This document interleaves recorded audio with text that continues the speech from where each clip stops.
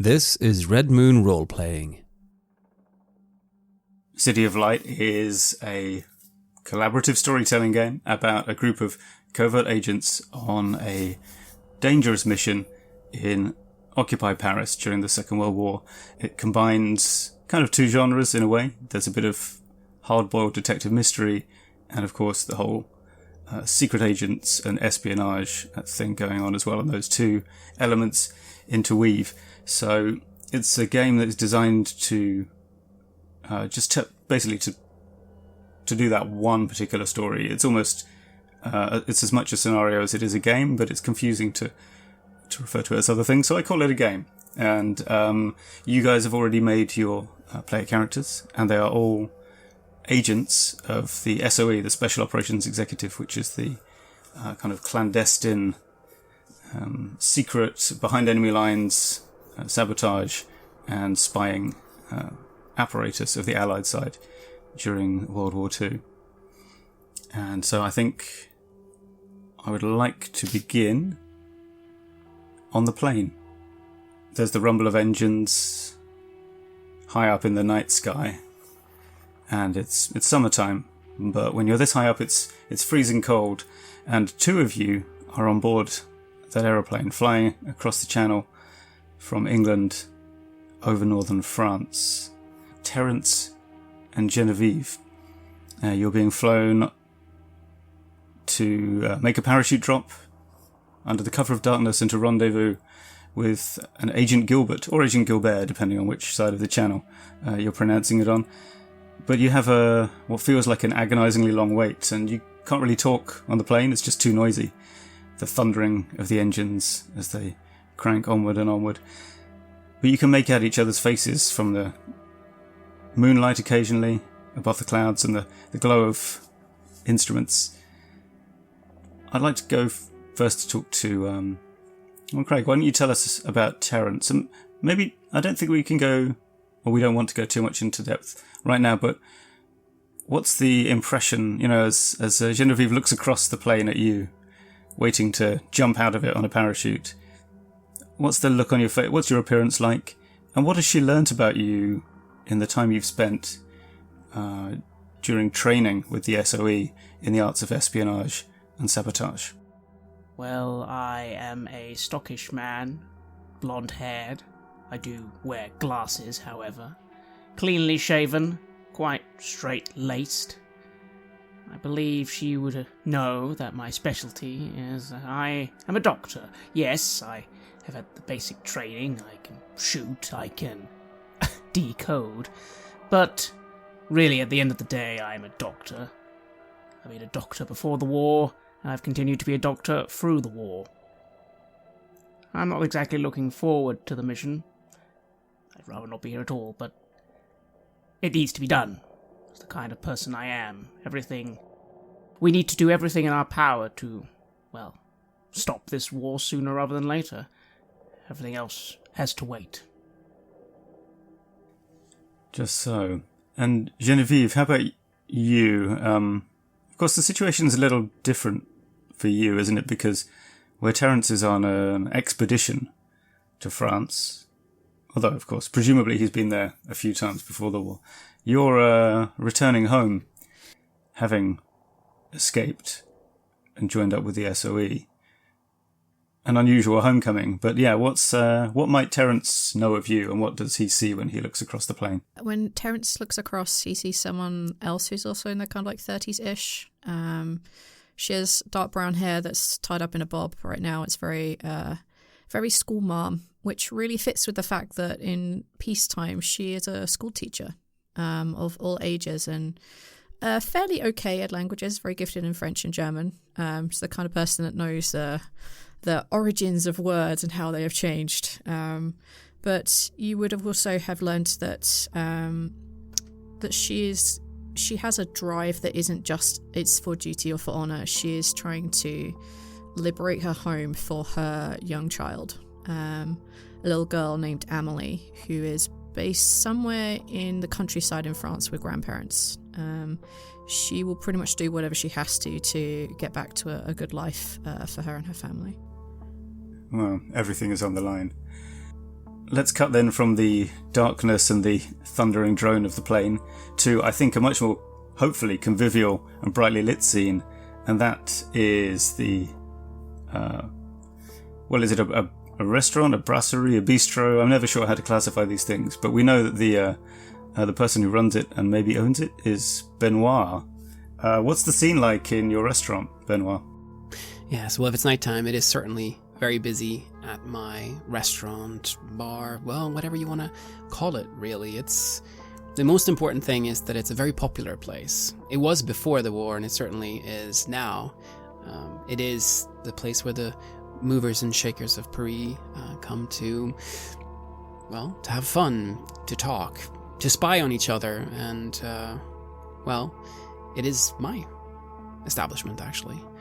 It's something I've built together with my staff, of course. I didn't actually do it all by myself. But, yes, Brasserie Benoit. That is the thing that I've brought into the world. And as the face of the restaurant, what's your image that you project to the world? Well, I try to have a quite distinguished look. I have a grey suit, usually wear a hat, maybe not right now. Salt and pepper hair, pencil-thin moustache. I'm in my early 50s. I try to always be, yes, well-dressed and looking my best. People expect that from me, always expect me to have that smile on and be welcoming, whether they be my old regulars, my old French regulars, or they be from the occupiers. I always, I swallow and I smile, and I try to treat everyone with respect and make them feel welcome. It's just that it's very difficult. It becomes more and more difficult by the day, especially to welcome all these occupiers. They love the place. And I should be happy about that, but how could I be? How could I be after everything that they've done to this country? Indeed, how could you? Well, back on the plane, it's time to go. The sliding door is thrown open and the wind howls through at you from the nighttime air outside. And before you know it, you're being lined up, double-checked, and plummeting through the night air. You remember your training, just about. Something about imminent death that sharpens the mind, that's for certain. Nevertheless, landing a parachute jump is risky, and so for Genevieve and Terence, I'm now going to request a risk roll, and what that means is that you're going to gather 6-sided dice, d6s of various colours. I think so. One of them, one light-coloured die, if the task is something you can do because of one of your skills, and we know that you're skilled in the behind-the-lines stuff that the SOE does, so both of you can claim that. You must add a dark-coloured die if you're willing to risk your mind or body to succeed. I think it's fair to say that in this case you sort of have to, because it's, you're jumping out of a plane. So, I think, it's possible to get an extra light die for accepting a price, but I think in this case, let's just start with that basic roll and see how it goes for each of you. And you're going to roll both those dice, and please tell us what is your the highest single result you get, and whether or not it's the dark one. Well, my highest dice is a 2, and that's the light one. That's unfortunate. However, you can, if you want, re-roll that. But what you have to do is add another dark die and re-roll everything. Would you like to try that? Well, the good news is that time I get a 5, but it is on the dark dice. Okay, so what that means is, because the dark dice, whenever they're in play, represent a roll against your ruin, and your starting ruin is 1, and if you roll higher than your current ruin, it goes up by 1. And ruin represents physical and mental harm that your character suffers. So Terence's ruin will increase to 2, and when you hit 6, it's game over, by the way. I think, I think what happens here is that Terence is, he makes the landing, but he's perhaps injured in some way, or even perhaps just scared out of his wits, but perhaps it snags in a tree. I don't know. What would you? Or do you think Terence is he the kind of person who might panic and mess something up at the last instant, or is he quite a cool customer? I like to think, being a doctor, he is quite cool. So maybe it's more a physical thing. Maybe a classic sprained ankle. That makes sense. The twisted ankle is a classic of the parachute landing. That's right. So let's go with that.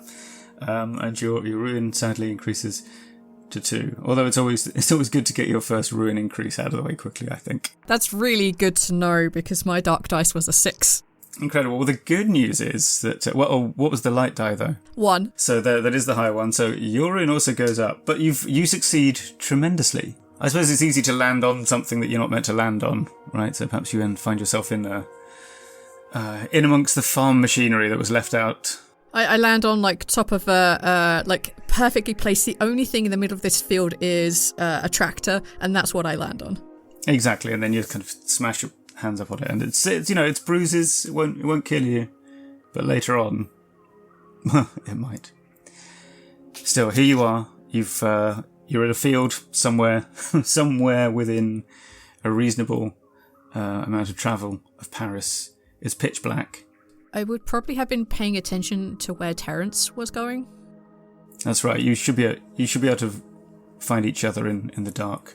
I suppose Genevieve's walking quicker, so she'll do the finding.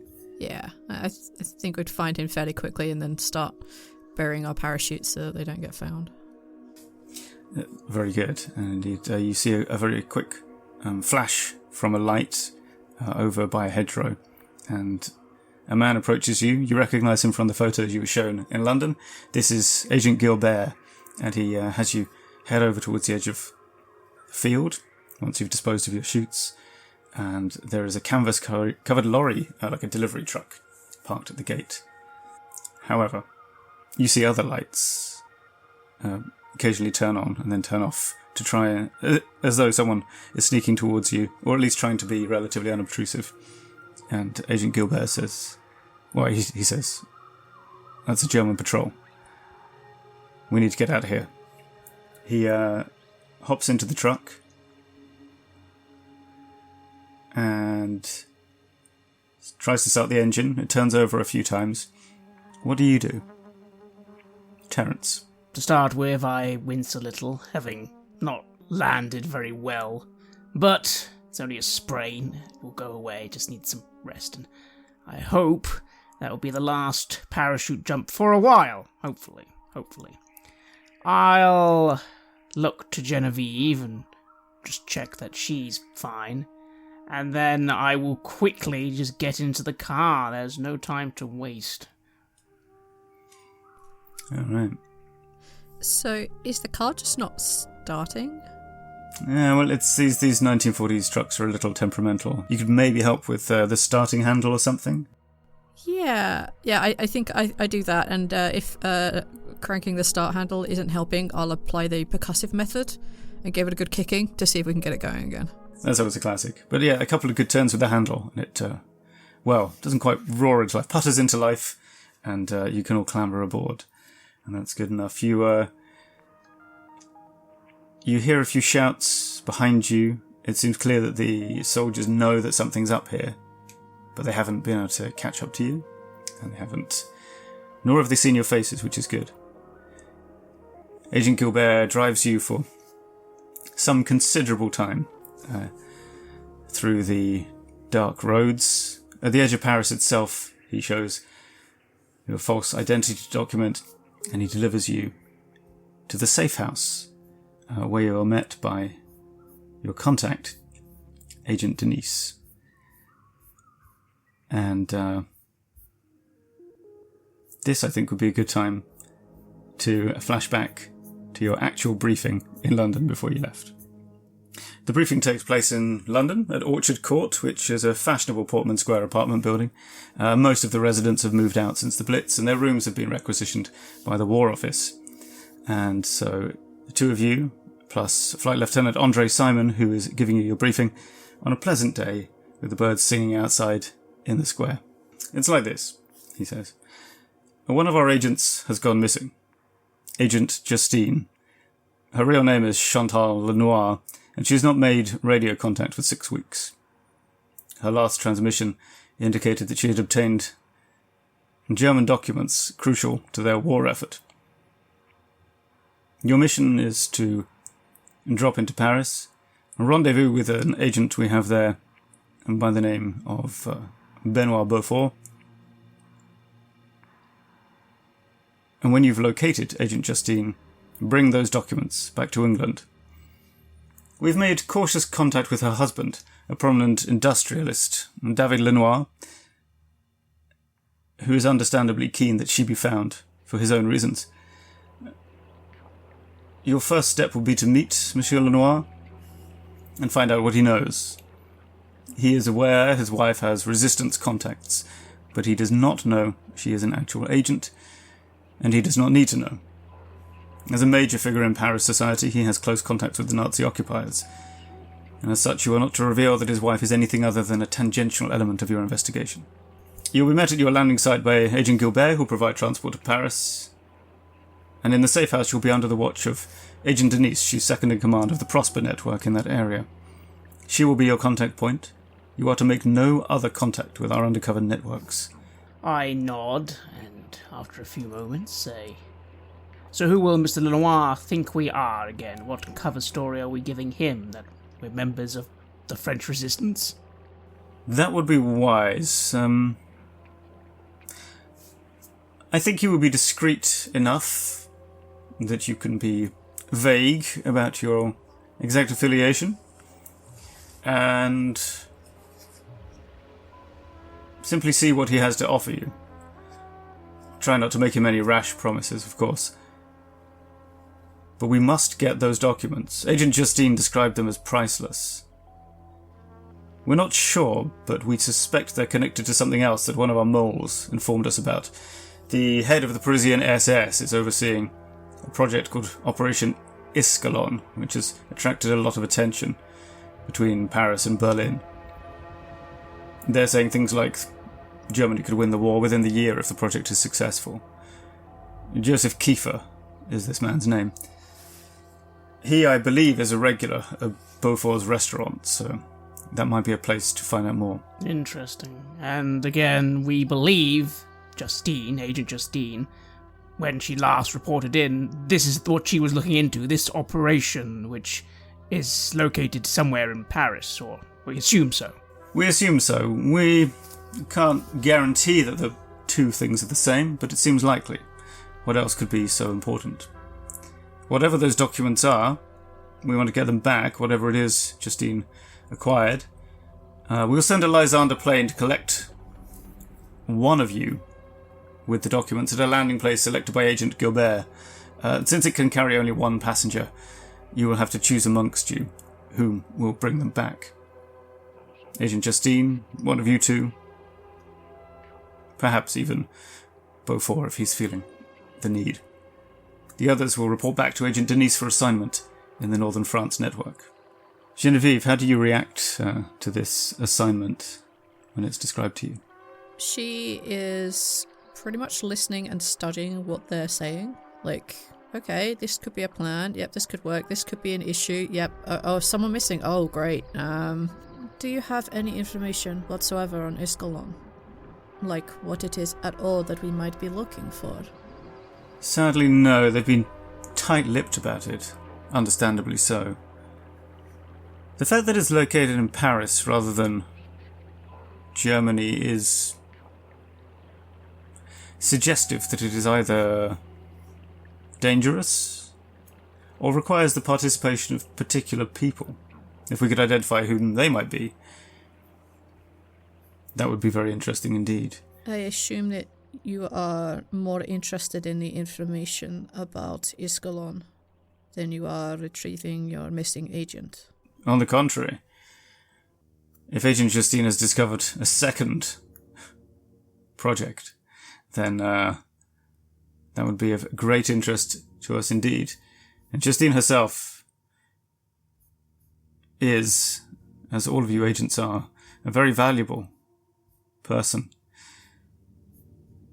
You all have extensive skills and knowledge. Each one of you is one of a kind, in one way or another.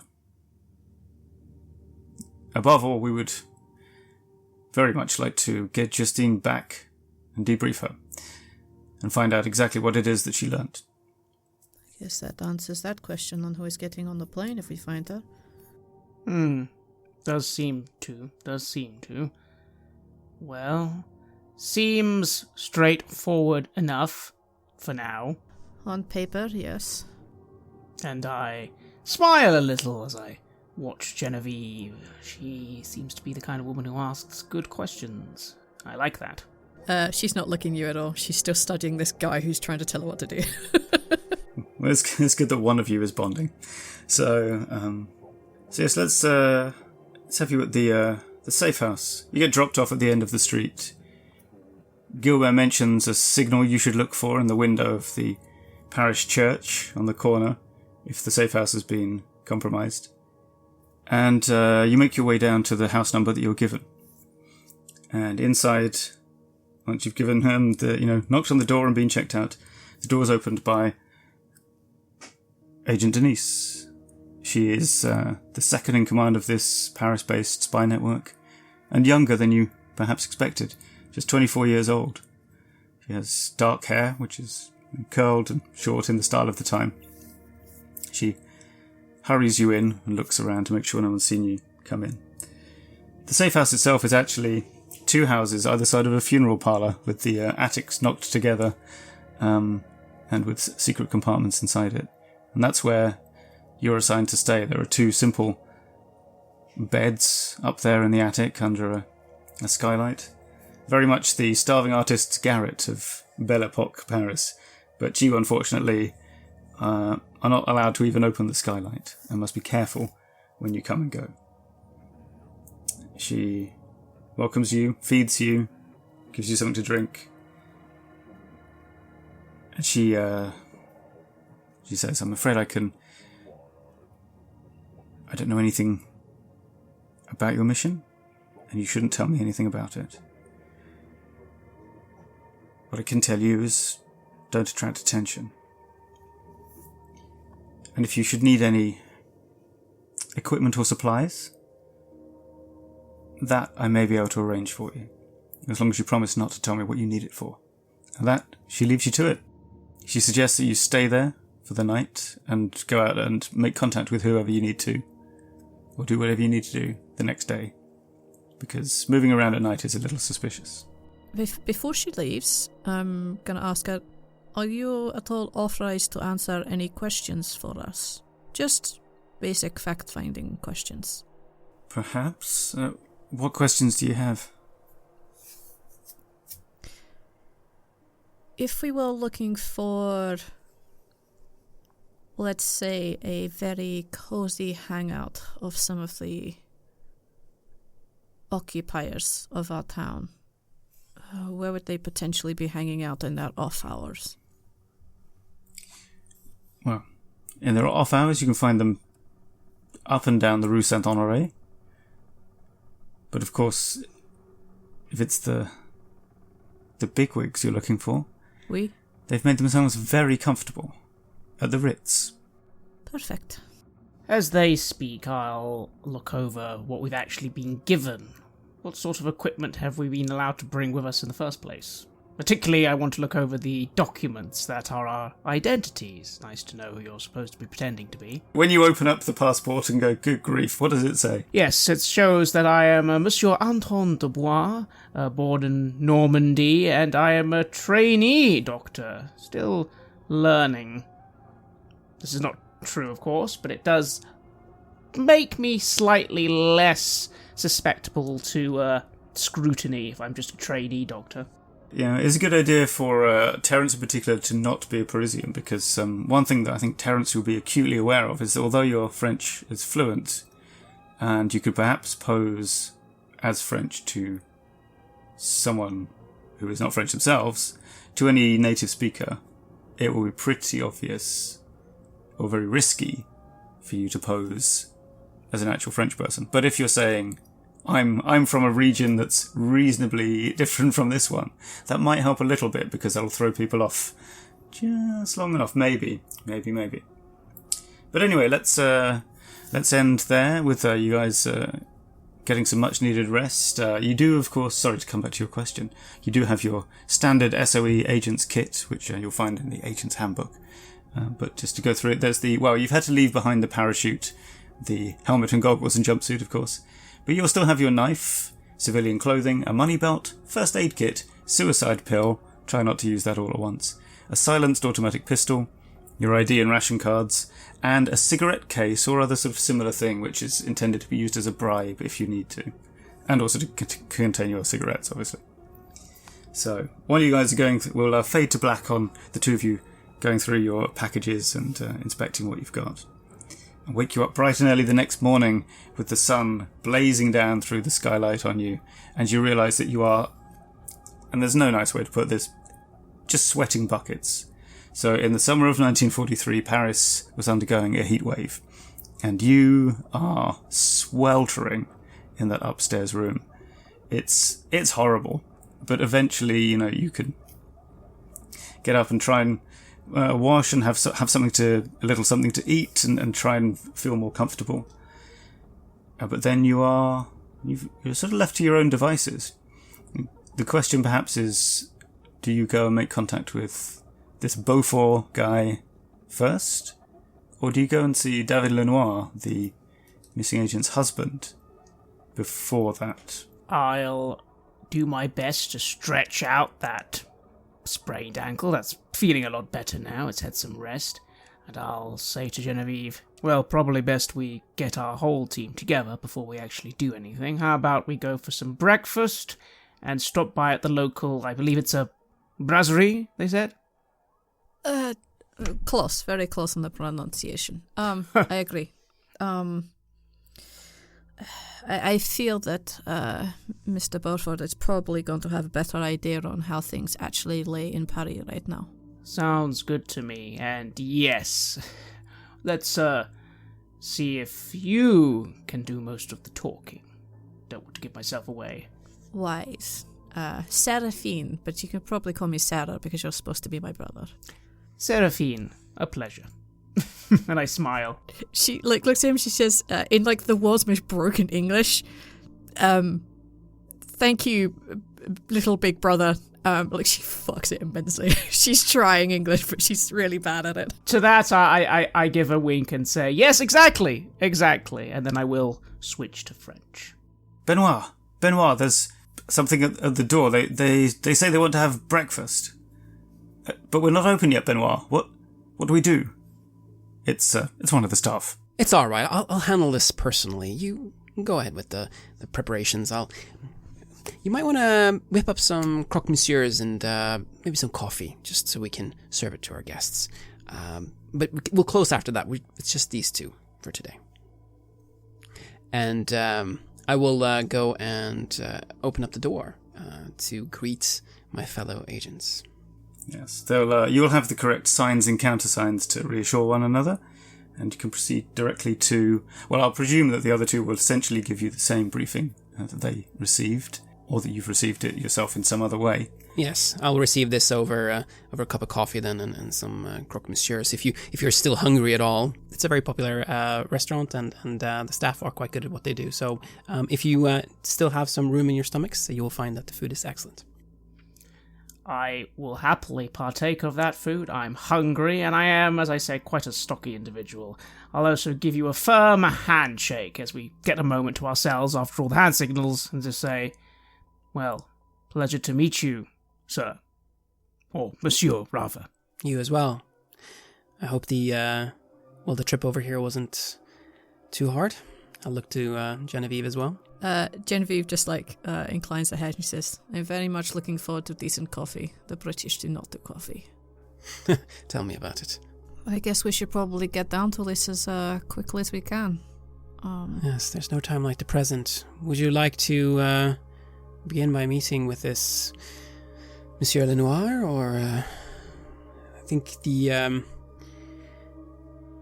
Germans, they won't be here until later, if you would like to inquire into this project. But we might be able to get them to spill the beans if we... Well, have some particularly nice brandy that might help with that. Well, Sounds like a plan. What do you think? Maybe... Should we do the classic plan of maybe one or two of us actually do the questioning and maybe one of us stays on lookout? I'm happy to volunteer for that. It might seem a little unusual, a group of our size all deciding to talk to Mr. Lenoir today. Well, stay close, though. You never know what might happen in there, and if he's been compromised somehow, those things happen.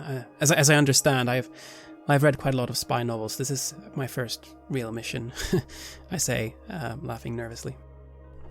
do not worry. It is not my first, at least.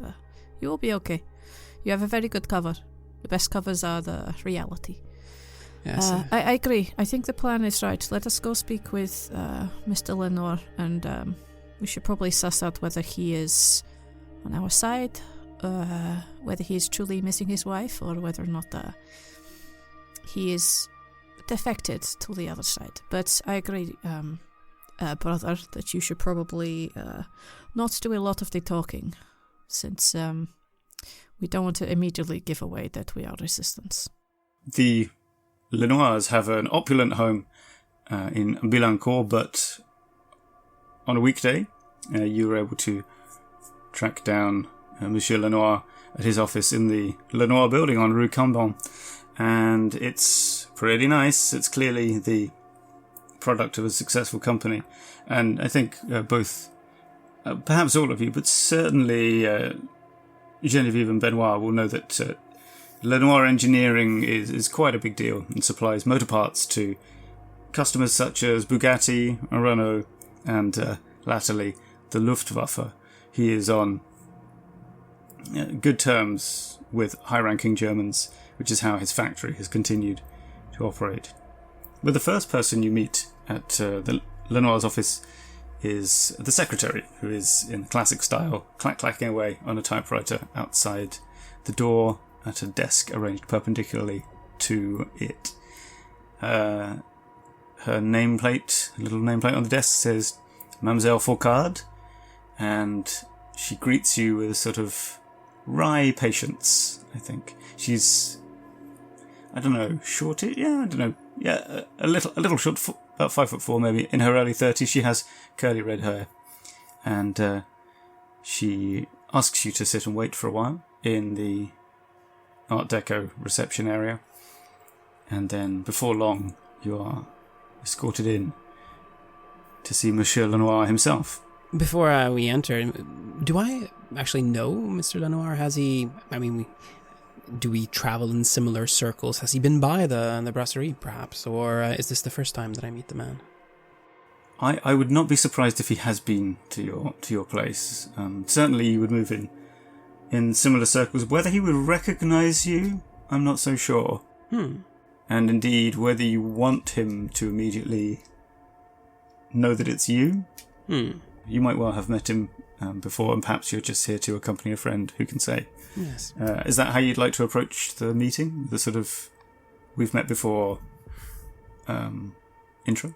Yeah, I think I would like to do that, just to kind of break the ice a little bit more smoothly. He's also, of course, aware that we are in similar situations. My establishment, if he does remember that the place that I run, is also one that serves both the French and the occupiers. So yes, you're right. He gives you a firm handshake when you come in, and of course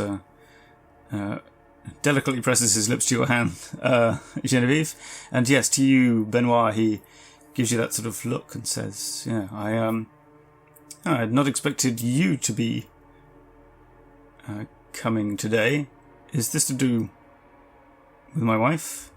We're awfully worried about her, as I'm sure you are as well, yes? Indeed I am. And he goes behind his desk and motions for you to sit down on the other side. Just to give you a quick image of him, he's in his 50s. He's quite sturdily built, but he's has a little bit of grey hair left on either side of his head. It's otherwise bald. He's wearing a grey suit right now. Although, well, he he's unbuttoned it because it's warm, and he very much looks like the standard industrialist, you know. And he, as you sit down, fixes you drinks, or rather has Mademoiselle Fourcade do it. But he says, well, listen, I'll lay out the situation as I understand it, and you can do whatever it is you need to do with this information. Now, Chantal has been missing for, I would say, about a month. We have a holiday cottage out at a place called Lac Lièvre. It's a little fishing lake near the town of Épernon. The cottage is there. There's another smaller cottage on the property. We have a man called Guillaume. He lives there and maintains the property, and we don't charge him any rent. Chantal went out there at the end of March, and then I was still working here in the city, of course. She returned to Paris for 2 weekends, and then she was due back in Paris again on the 1st of May. There was a party, not one I planned to attend myself, but the point is she never showed up to that. And then I received a telegram. It arrived on the 8th of May, and it's dated then, and he slides a telegram slip across to you for you to read. And what it says is this: at Bourges, heading to south with Christophe. Stop. We shall marry. Stop. Goodbye, Chantal. And both of you will be aware that Bourges and then the south. Bourges used to be the kind of border point, crossing point on the trains for when there was the Vichy regime in the south. And it still kind of acts as a place. If you're heading into the southern zone of France, that's where you would go. Now this Christophe, well, let's put it this way. He's her most recent boyfriend that I'm aware of. Our marriage is what it is, but I warn you, I must not have a scandal. The Germans would start to look closely at me and my business. And it must not get out that she is involved with the resistance. Of course. Discretion is the key. But you see, there's something curious about this telegram. I bumped into this Christophe. Laveau is his name. He was outside the Tennis Club de Paris, and he said he didn't know where Chantal was. He hadn't gone away with her, and he hadn't seen or heard from her in more than 2 months. And I believe him. Not because he's trustworthy. Far from it. But because if he had stolen my wife, he would most certainly have enjoyed making a show of it to me. I fear that she's been arrested, detained secretly. But if she's in hiding, well, I don't know what you should do next, but here, no, let me give this to you. This is the most useful photograph you can have. And he gives you a photo of Chantal, and as he says, this is Chantal, and this is Laveau, and she is standing next to a handsome man in his 30s, and you can sort of see what Lenoir means about him. He has the demeanour of a lounge lizard, a bit smug, slippery-looking customer, but certainly debonair. Chantal herself is slim, attractive. In the photo, she has shoulder-length brunette hair and is wearing a very attractive diamond and pearl-encrusted necklace with what looks to be an evening dress. And so you can hold on to that. It might be helpful. Is there anything else I can tell you that might be useful? Thank you, and I'll look to Genevieve to see if she has any questions she might want to ask. I'm gonna have been studying him the same way I would study students who are trying to lie about missing their homework. Is there anything about him that at all screams that he may be lying or setting us up or leading us astray? Okay. Please make an investigation roll. So, 1 light-coloured die if it's something you'll be able to do because of one of your skills, and as you've mentioned, teachers are pretty good at detecting false homework stories.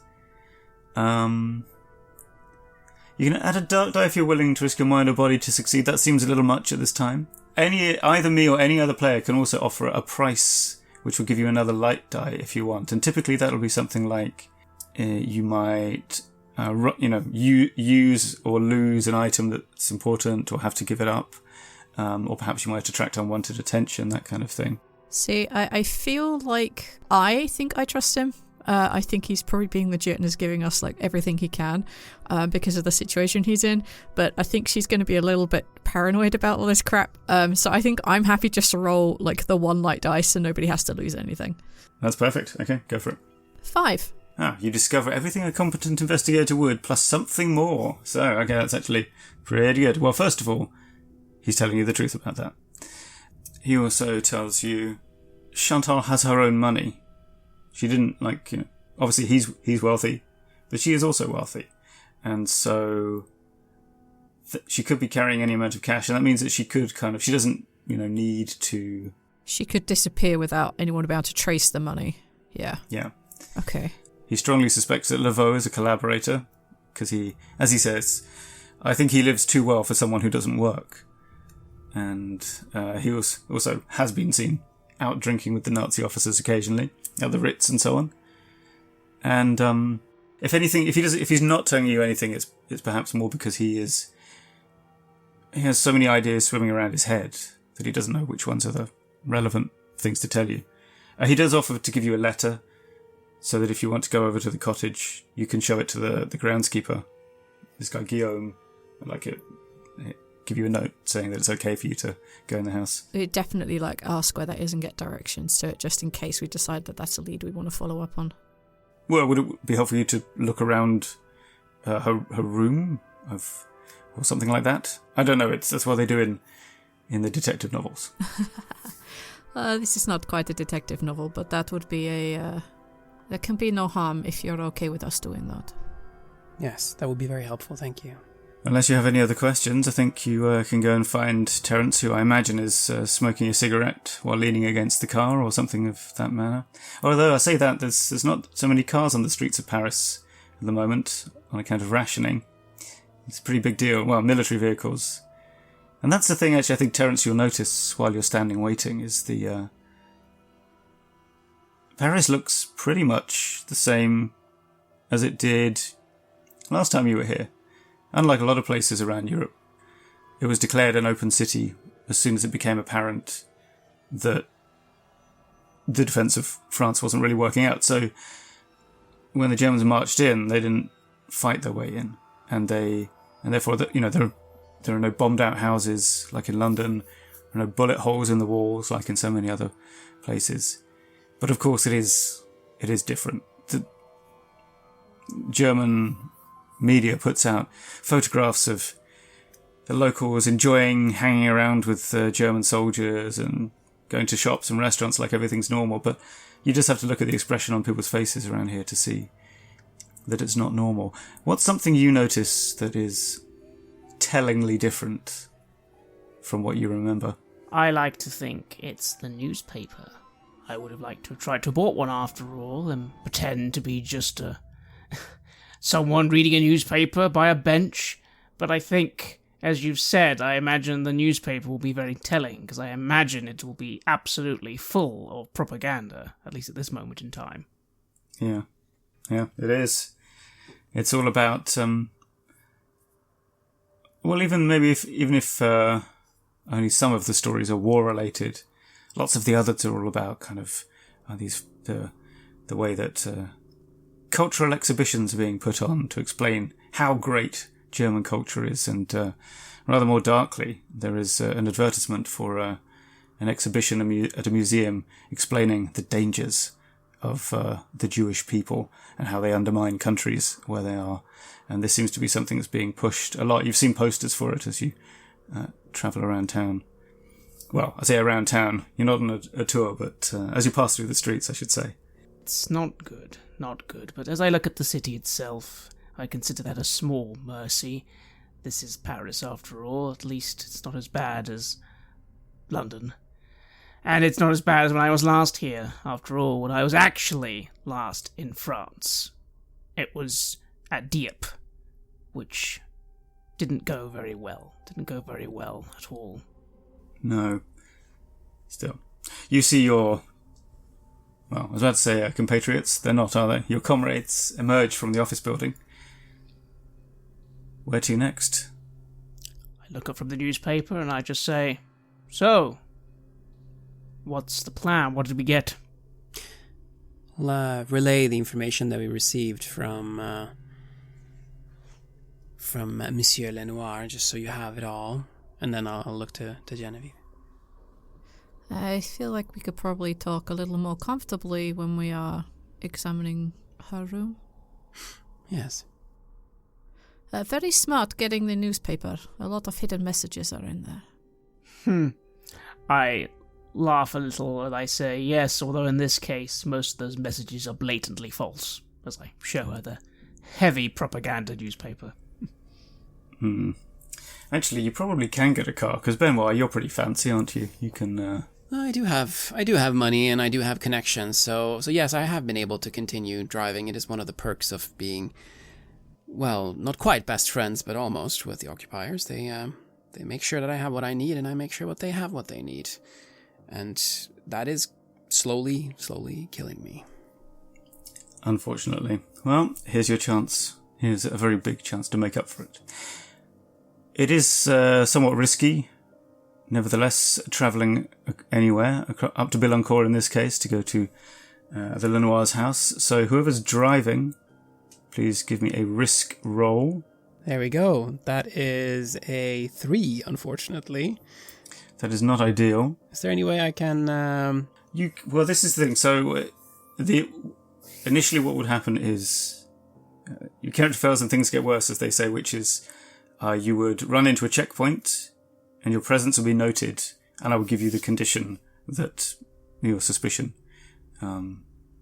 is rising. But if you would like to spot that checkpoint and decide to drive another way, and thus include a dark dice representing perhaps the mental strain of trying to evade the authorities, you could do that. It's up to you. Yes, I think I shall do that. I definitely don't want to raise suspicion. I do have a business to continue operating once this job is done. So yes, that's true. Okay, so roll 1 light and 1 dark then, and see how it goes. All right. Well, that's good. The dark one is a 2, but the light one is a 4. Ah, so you succeed. There's some kind of complication. So I'll describe the complication, and you describe how you succeeded. You turned away from the checkpoint that you saw, and then to your dismay, as you find yourself, you're heading up towards, I suppose, the Barbès Rochois sort of area, avoiding Montmartre. You see an armoured car parked slightly across the road, and a checkpoint just about to be set up. How do you deal with that? Well, I'll have to take a detour then, right? I'll have to turn around. So I think I'll probably be a little bit overeager in the turning around of the vehicle, and the car will make a really awkward sound, but it will continue going. But I have a feeling that I might actually have to take this into the shop once we're done. Something may have fallen off. Yeah, all right. But well, you don't get stopped. You don't have to explain what you're travelling for or anything like that. And Mr. Lenoir's secretary is rung ahead, and you're admitted to the house and escorted up to Chantal's bedroom. So, well, I'm imagining you guys are going to poke around and make investigation rolls. I think would be good. Mm-hmm. So, but in the meantime, you could while you're rolling your dice, you might want to chat to each other about the next plan. Your investigation roll will be 1 light die, and actually, I think that might be all you need for the moment. And then see if you don't like your results, you can re-roll them with dark dice.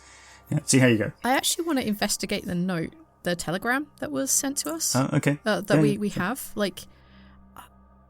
It might be in code, so I want to see if there's anything more to it, by examining the way that it's been structured, where the punctuation has been put in, if there's any spelling mistakes, as telegrams I think were still beep beep beep beep beep beep beep at that point. Yes, that's right. Okay, sure. Okay, so you make your roll for that. 5. It's genuine. There's no code. This is a straightforward message. But something occurs to you that David Lenoir mentioned. He said it's dated the 8th of May. And that's true, that when you send a telegram, you've got to write down who sent it and everything, and the time tracking is pretty effective. But they don't really check your ID when you send a message. This could be from anyone. And sending a telegram is ideal because the way you send telegrams, you don't need to know what a note from somebody, what kind of turns of phrase they use. You don't need to know how they sign off on a letter, because it's all just, this happened, stop. Now I'm going to do this, stop, bye. So if you're going to fake a note, this would be the way to do it. Now the other two of you, what are you doing in Chantal's room? It's very tidy, by the way, which is, although that might just be because it's been tidied by the servants, of whom there are quite a few, who sort of every so often you catch peeking in to see what you're doing. But you can shoo them away fairly easily. I'll be trying my best to do a standard search. So that's a 3 for that. A 3, okay, very good. And what about for Benoit, if you're doing the same thing? So I unfortunately roll a 2. I think I find myself taken in by all these luxurious items that are here. I mean, it's a lot of things that I presumably have, well, some of these kinds of things at home as well, but these people are on a different strata in society than I am, right? They are very, very rich, right? So yeah, incredibly rich. Yeah. I probably find myself really taken aback by just the luxury on display and the opulence of it all. So that's probably why I'm not actually gaining as much information as I probably could have otherwise. No. Yeah, I mean, 2 is still, it's the basics, and you notice things like, for example, a few clothes and bits of jewellery are missing, which makes sense because that would be what she took when she went away to the summer house or the cottage. Terence, you find yourself intrigued by her bedside reading because Chantal clearly has some interest, either personal or I suppose we could call the SOE professional, in the occult. She has a number of common texts there, Blavatsky, the Golden Bough, Crowley, all that sort of thing. But there are 2 that stand out as unusually sort of esoteric things. I doubt perhaps you've not heard of. But you sort of, when you flip through these things, it seems like 201 level occult things. Those books are something called The Smoking Heart, which is written in English, much to your relief, by a J. Elias, which is about historical Mayan religion and present-day Central American death cults, written in 1915. And then there's a French language book called The Testimonies of Paolo Gasparotto, which is a translation of an Italian original. And it is a book about the investigation by a parish priest in Friuli. That's the sort of northeastern region of Italy that kind of borders Slovenia, I think, into the activities of the Benandanti, who are a group of, well, as you judge from the introduction here, a group of folk magicians who, it is said, would travel out of their bodies while they slept to struggle against malevolent witches in order to ensure good crops for the season to come. And these 2 books, you see, both have the stamp of the same bookshop, the Gemini bookshop, or Librairie Gemini, which is somewhere on the left bank, according to the little imprint.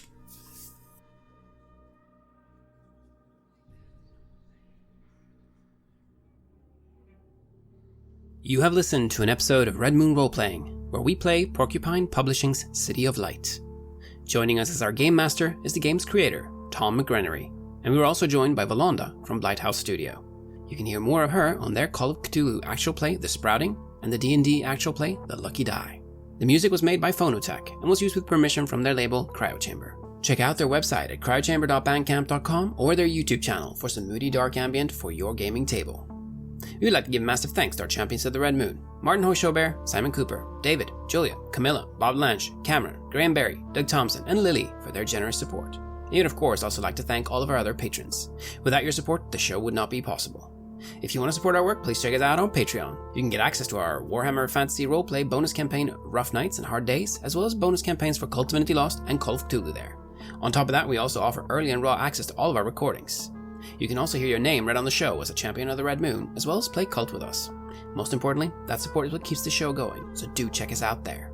Thank you again for listening, and remember that Paris will be freed.